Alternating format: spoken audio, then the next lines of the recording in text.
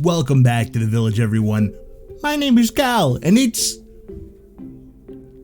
well, it's been a bit since my last video. I've got a couple special ones cooking, but they're taking me a little bit longer than expected. So, in order to keep things rolling, keep things easy and greasy, we're going to be talking about the Zahar Fight Caves. For those who don't know, the Fight Caves are one of the largest mid-game challenges in the MMORPG Old School RuneScape.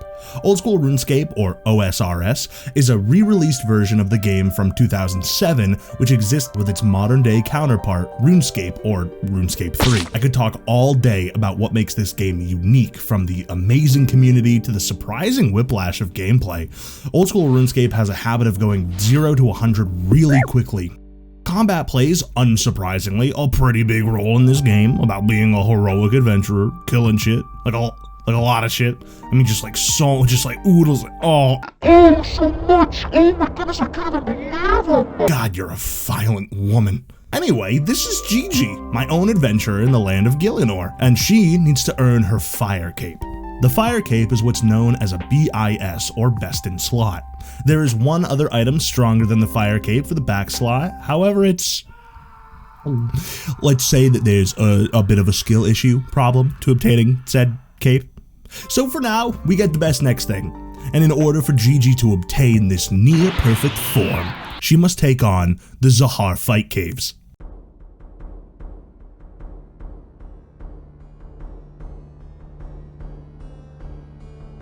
Deep in the Karamja volcano lies the city of Mor Ulrek, the remnants of an ancient civilization of golem-esque people called the Zahar. The Zahar name comes from their ancient language and in English translates to holy fire, which, all things considered, seems pretty fitting. And although a bit of a side tangent, I don't think this race gets nearly talked about enough in the community, so I just want to give you a few fun facts about them, and I'm just going to list them off right quick. They're hatched from eggs that incubate in lava, they cool into rock when they grow old, they have 4 arms. Every Zahar has a memory of their ancestors and will pass that memory off to their offspring, meaning that each one has a collective memory of all of their past ancestors. They are made from obsidian and magma. They have a robust class system separating into jobs like hunters, mystics, guards, etc. They are potentially as old as the very volcano that they live inside of. In fact, in the postbag from the Henge concerning the treatment of cats in West Ardoon, it's a blog comprised of in-character questions and answers, the Zahar Kal Mejsan, Kal Ketjor, and Kal Jildar are asked, how are you three capable of traversing from Mor Ulrek to Mount Karalum? From what we know from the Zahar of Mor Ulrek, exiting the volcano brings your kind to a deadly low temperature, and that's not even counting the fact that there's an entire ocean in between here and there. And then they respond, we chose our purpose long ago, eons ago, when the ocean was only a stream and the world did not sprawl, and it was quiet. Many things have changed, but the balance remains the same. Which I just think is the coolest fucking shit, that they either A, made that retroactively to explain why they're in this other mountain, or just the fact that these creatures are so old that before the oceans even formed, they were just trudging across the lands. Anyway, they use language-specific honorifics and titles entwined with English, Har meaning sacred, Jad meaning elemental, Tok meaning hard as rock, etc. When referring to the main character, they will actually use this order: race, caste, honorific, and then your given name. And this name will actually change depending on if you've beaten certain mini games or have certain stats over others. So, for example, if you were a human with a really high crafting and smithing level, they would refer to you as Jalyat Her and then your name. Or, if you've beaten the Fight Caves and you have a really high crafting and smithing, they would then name you Jalyat Her Jo and then your name.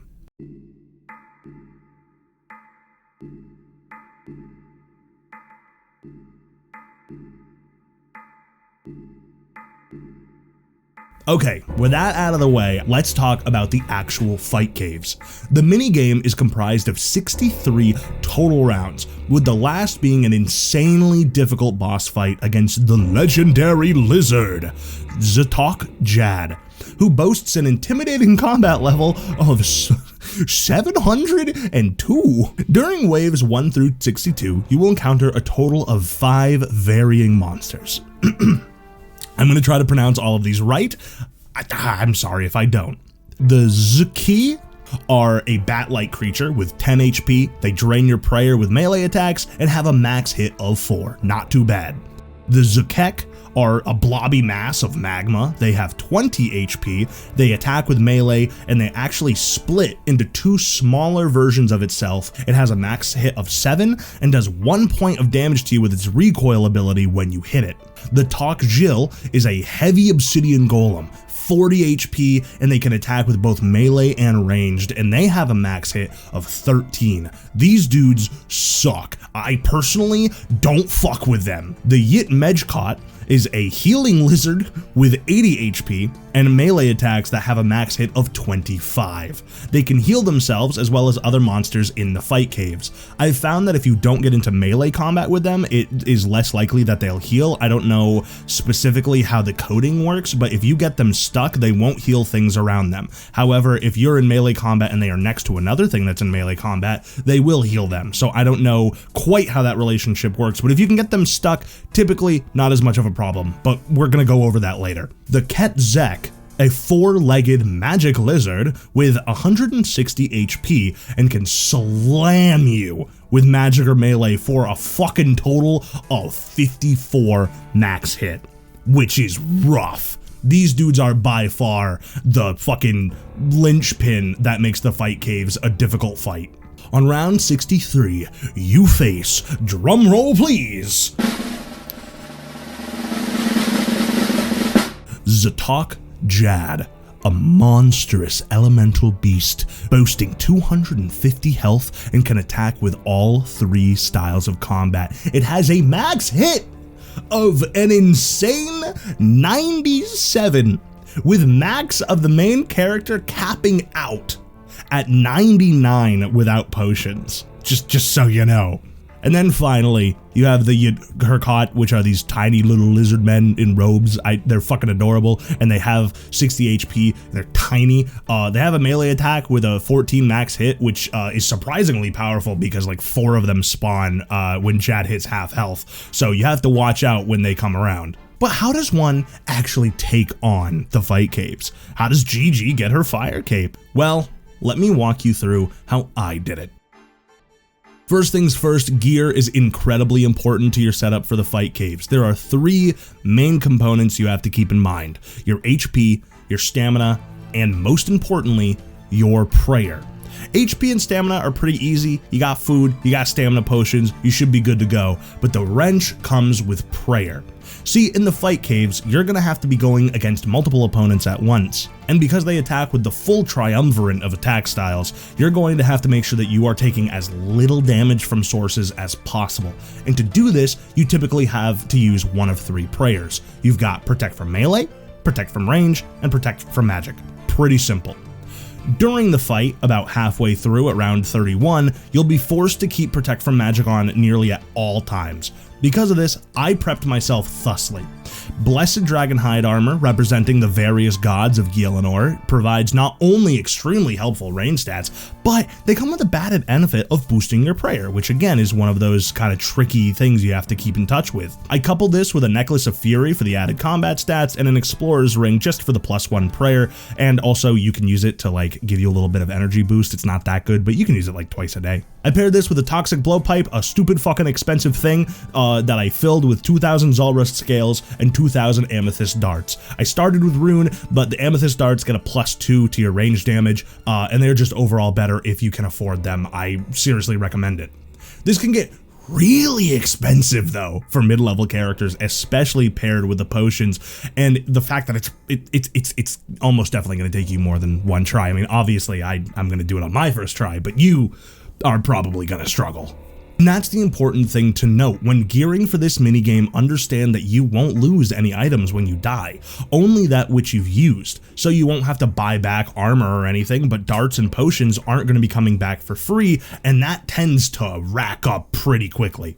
And Ava's is the perfect device to help fight this war of attrition by automatically saving most of your ammunition, and it takes up the back slot. There you go. After that, it's just potions. For this, I got a 30-60 split between Saradomin Brews and Super Restores.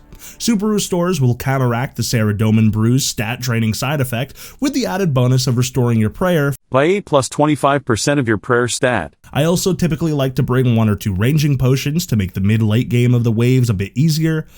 And after that, it's on to the fight caves.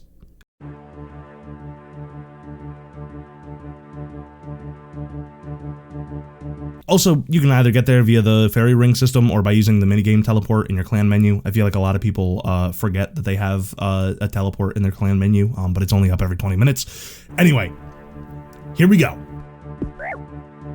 Okay, well, that one didn't go so. I'm sure that we could. No! Ah, shit! No! Fuck!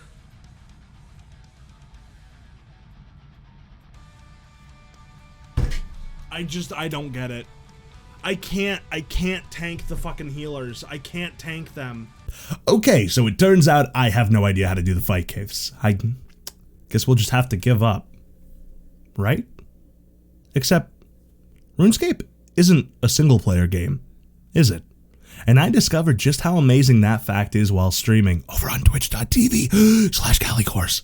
The old school community is a near endless source of information, and those that lend to this wealth of knowledge are incredibly willing to be just an open book. So shout out to Trudy and Source Knight for all of the help on the fight caves, and Damn Yankee 110 for some help on a quest after the fight caves. Let me share a couple of tips that they lent me. First of all, you need to understand the layout of the fight caves. There are 3 major central locations. You've got Long Rock, Italy Rock, and Claw Rock. For the purposes of this video, we're sticking to Long Rock. My chat has informed me that typically Italy Rock is where they tend to hang around for the challenge, but this corner right here is the perfect spot for running the caves due to one huge exploit. This fucking corner right here is going to save your runs. This corner is critical if we want Gigi to survive the waves. To do this, we have to make sure that in the later rounds, we're swapping between both alcoves separated by Long Rock. By keeping specifically the mages and the rangers separate as much as we can, we reduce the damage we're taking by a huge magnitude. Further, if we can get the meleeers actually stuck on the rock itself, we can piecemeal every single fight and make all of them a lot easier. It's like if you have chores at home and you don't want to clean the whole house, but you're willing to do the dishes, and then, I guess I should probably do the laundry. Yeah, I guess I could mop, I suppose, if I have to. It's like that, but if you fail, you die. Outside of that, you have to make sure that the bats aren't hitting you because they will drain your prayer. Make sure that the rangers aren't in range of hitting you because they'll fucking murder you, and always pray magic. If you have a choice between praying magic or praying ranged and you have both of them attacking you, pray magic. The Zek will fucking kill you, they will steal your lunch money, and they will fuck your mom, alright? Do not pray ranged if you have a choice between the two. Only pray ranged if ranged is the only thing you're taking damage from, or if you're fighting melee and you have them stuck and a ranged is kind of behind them hitting you. Other than that, magic is the way to go, 100%. Outside of this, the chat also extremely helpful for remembering to restore your prayer. I cannot tell you how many times I almost died only to see Trudy in the chat spamming prayer to make sure that I'm not about to fucking eat dirt. And with that, you have the tips to make it through the fight caves. So now, we just have to take on one challenge, and that's Jad.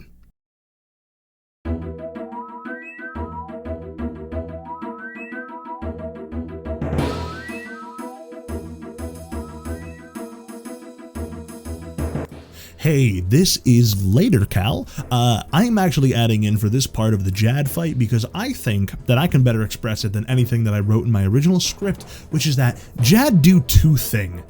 Jad stomp and Jad big stomp. If Jad stomp, you pray range. Big stomp, you pray magic. That's it. That's the mechanic. No stand near giant evil lizard. Giant evil lizard bite, do big damage, don't stand by him. Then the hard part really is that's when these little fuckers come out. All right, little fucking Oompa Loompa looking motherfuckers. All right, they're gonna come out and they're gonna heal Jad. So you gotta very carefully go around and pick them off and get them to come fight you one at a time. You can also tank all of them if you want, but I found that I die when I get stabbed by 4 little fucking goblins. So it's up to you how you want to do it, depending on maybe if you have Carols, which has a bit more defense to it, then you might be able to withstand it. I'm not really sure. But with all of that planned, and that's it by the way. That's chapter 5. So without further ado, let's see if Gigi can do it. Pot up and get ready. Yeah, you're right.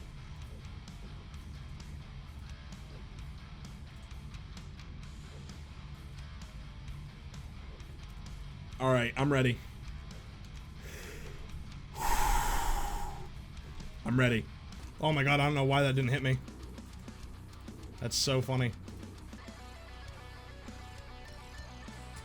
Come on, baby!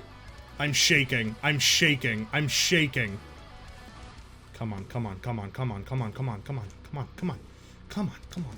Fall down, you big fat fuck. Fall down, you fucking lizard. Fall down, you fucking lizard! Come on, come on, come on, come on, come on, come on, come on, come on, come on, die, die, die, die, die, die, die, die, die, die, die! Yeah! Woo! Woo! I dropped my fucking camera! Yeah, baby! Let's fucking go! Woo! Fuck yeah, dude! Oh my god! Look at it! Ah! Oh my god! There it is! Fuck me! Oh yeah, dude! Woo!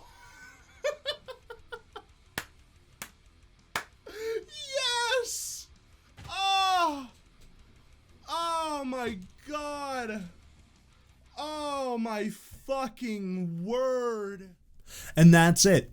I'm just recording this last bit because I've been working on this video for about 3 weeks now. And I know that it's not perfect. I know it's a little choppy in some areas, but I really appreciate you guys waiting for me to make something that I legitimately enjoy. Again, you can find me at twitch.tv/CaliCores, or you could help support me on my Patreon. I don't have anything on there yet, but I plan to put things on there since I'm going to be doing more video essay style stuff. If you have anything that you'd like to hear me talk about, whether it be RuneScape or a series, let me know in the comments below.